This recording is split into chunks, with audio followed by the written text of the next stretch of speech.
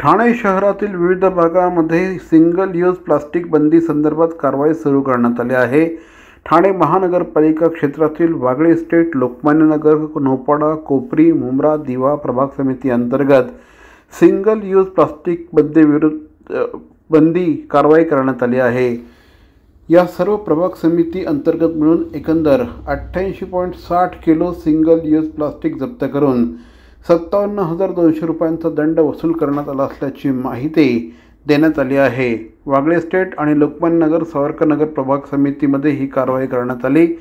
75 दुकानांना भेटी देऊन 40 किलो सिंगल यूज प्लास्टिक जप्त करून 18,700 रुपये इतका दंड त्यांच्याकडून वसूल करण्यात आला असल्याची माहिती महापालिका प्रशासनाच्या वतीने देण्यात आली आहे।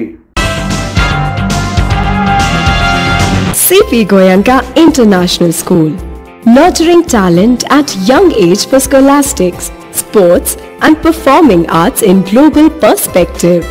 Proud to have world toppers and country toppers in 10th standard Cambridge examinations.